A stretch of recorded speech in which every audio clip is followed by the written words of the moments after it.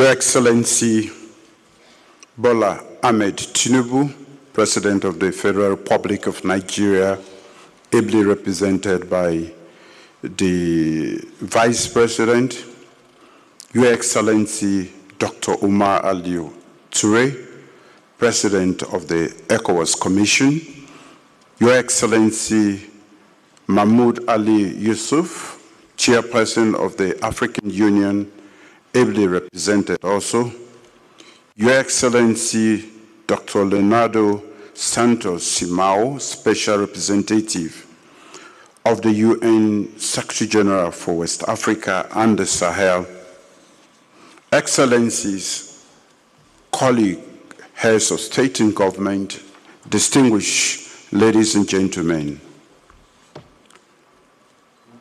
Today we meet at a moment when the past 50 years of regional history converge with the demand of our time. This 68th ordinary session is a defining moment for ECOWAS, a turning point for the future of over 400 million West Africans. 50 years ago, our founding fathers imagined a community anchored in solidarity, cooperation, and collective progress. As we mark this golden jubilee, we are called to renew that vision with clarity, courage, and above all, unity. I wish to express my profound appreciation at this juncture to His Excellency President Bola Ahmed Tinubu, his government, and the people of the Federal Republic of Nigeria for hosting us with warmth and for Nigeria's enduring leadership within our region.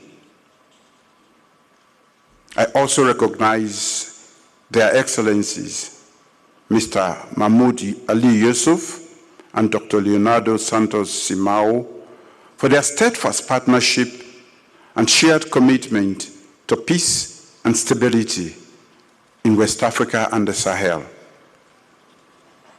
Our community's 50th anniversary is not only a celebration of our journey, it is also a tribute to the resilience of our citizens, the traders who build regional commerce, the farmers who fed nations through hardship, the women who held community together, and the young people whose courage and creativity continue to define our future.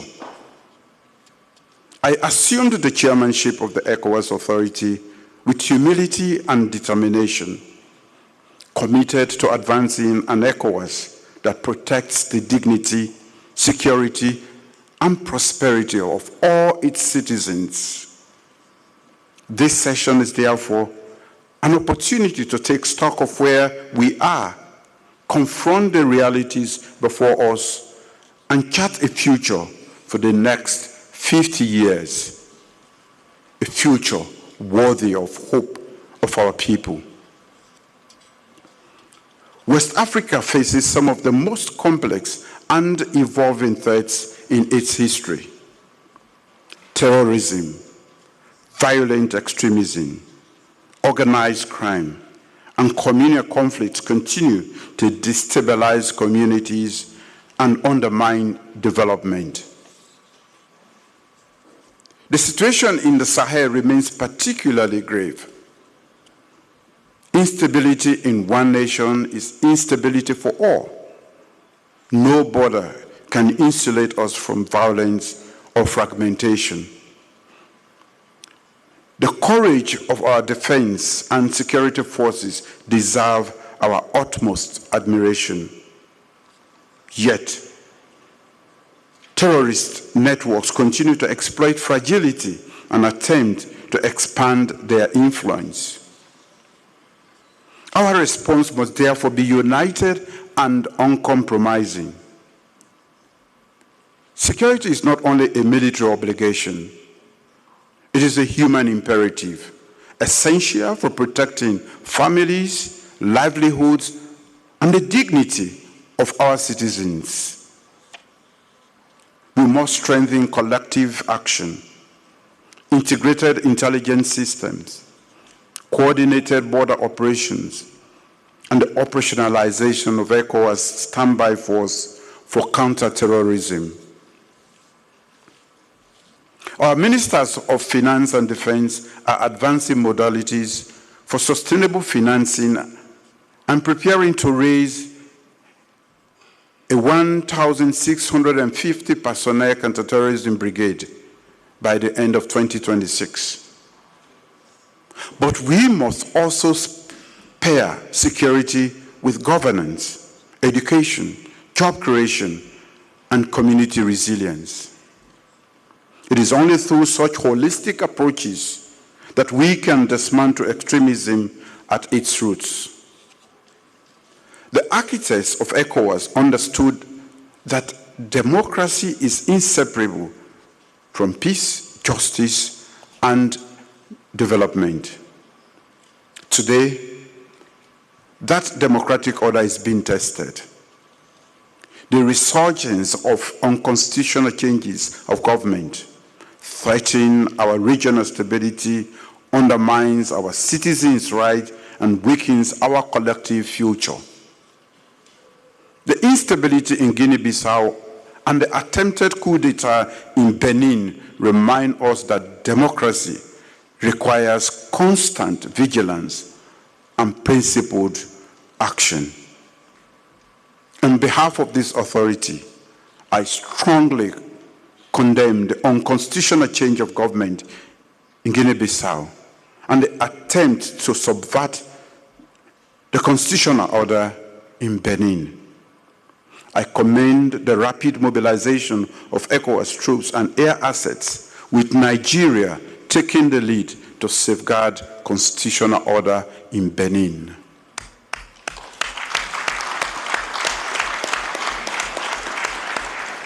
This unified regional response reaffirms an essential principle. ECOWAS does not and will not compromise on democratic governance.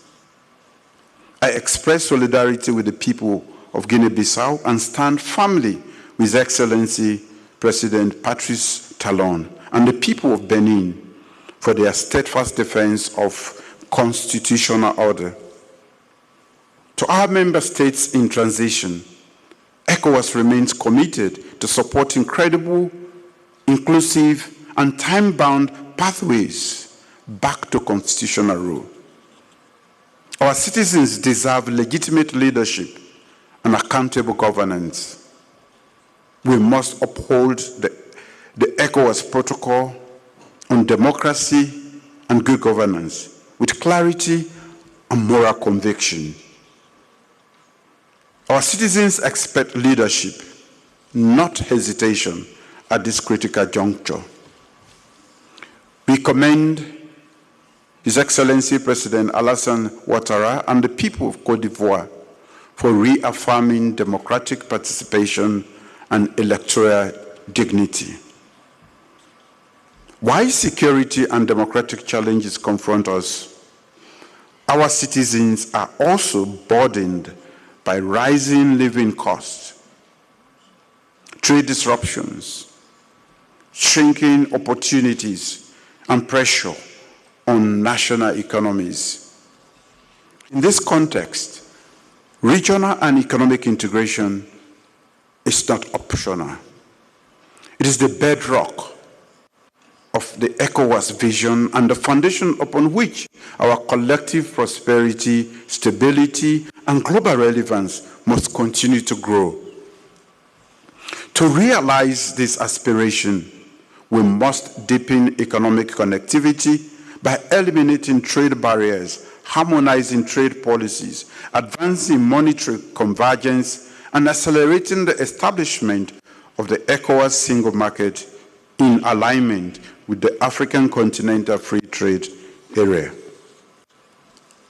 The work of the ECOWAS Convergence Council has already brought renewed momentum, strengthening fiscal and monetary coordination and enhancing confidence in our path forward to a single currency target by 2027. A common currency remains a strategic priority for our region. When achieved, it will be a transformative tool, expanding trade, reducing transaction barriers, promoting macroeconomic stability, and strengthening the competitiveness of millions of enterprises across West Africa. It is essential that we continue deepening the ECOWAS trade liberalization scheme, ensuring that our markets function with the openness and efficiency required to unlock shared growth. Yet, integration is not driven by policy alone.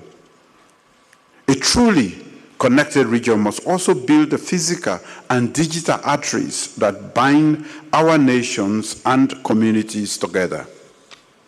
Strengthening strategic cross-border infrastructure, including railways, road networks, energy grids, such as the West African Power Pool, telecommunication systems, and key transport corridors, is essential to facilitating the seamless movement of people, goods, and services.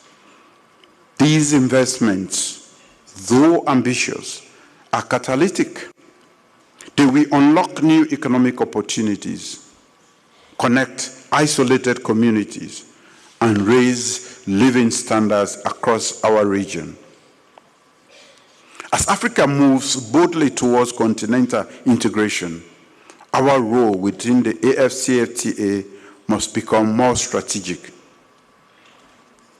West Africa must be a driver, not a passenger, in Africa's economic renaissance. And at the center of this transformation must be the youth of our region, innovative, resilient, and resourceful.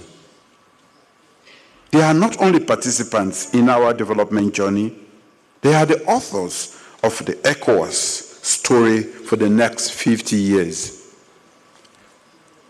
Regional integration must be more than a long-term aspiration. It must translate into real and measurable benefits for our citizens. It is in this spirit that I highlight a transformative development reflecting our renewed commitment to making mobility, opportunity, and inclusion truly accessible to all. Beginning 1 January 2026, our community will implement a landmark measure to reduce the cost of air travel across West Africa. Under this agreement, member states will abolish air transport taxes and reduce passenger and security charges by 25%.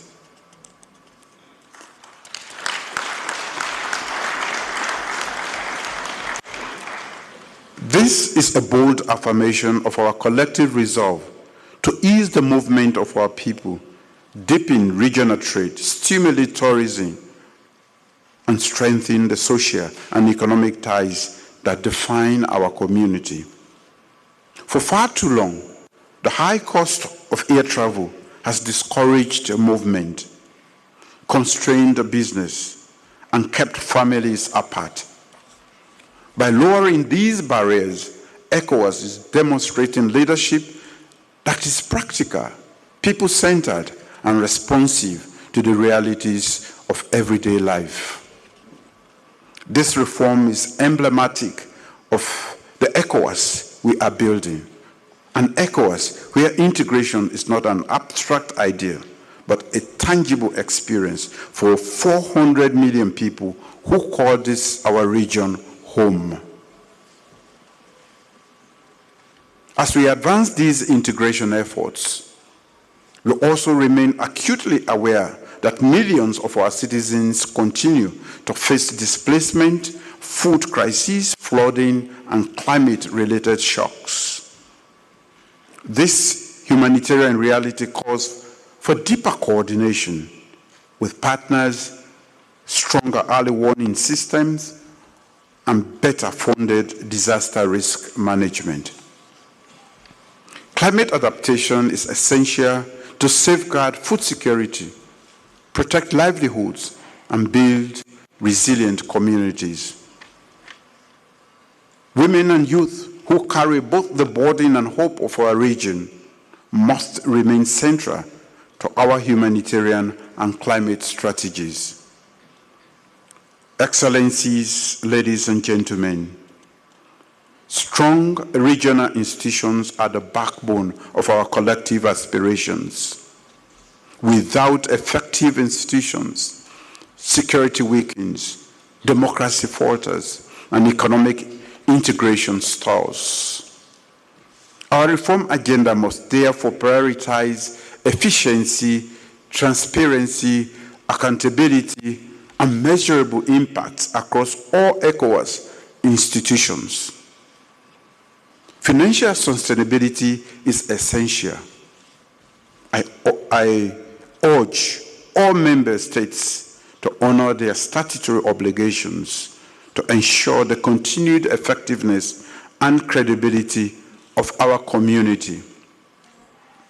Our institutions must be equipped not only to make decisions, but to implement them consistently, effectively, and in the interest of our people. Excellencies, distinguished ladies and gentlemen, the challenge before us all is great. But so too is the strength of our people, and so is the promise of our community. Our unity is not optional. It is our greatest asset. History teaches that when ECOWAS acts together, we act effectively. At this crossroad, our citizens look to us for principled leadership, clarity of purpose, and the courage to shape the next 50 years of regional progress. Let us therefore approach the 68th ordinary session with renewed conviction and a shared commitment to building a peaceful, secure, and prosperous West Africa. As we look ahead to the next half-century, let us define ECOWAS not by the crises we have faced, but by the opportunities we seized, the lives we improved, and the unity we strengthened. On behalf of the government and the great people of Sierra Leone, I express my profound gratitude for your partnership and trust. May our deliberations be guided by wisdom, vision, and a shared responsibility to the future of our great region, West Africa. Thank you all.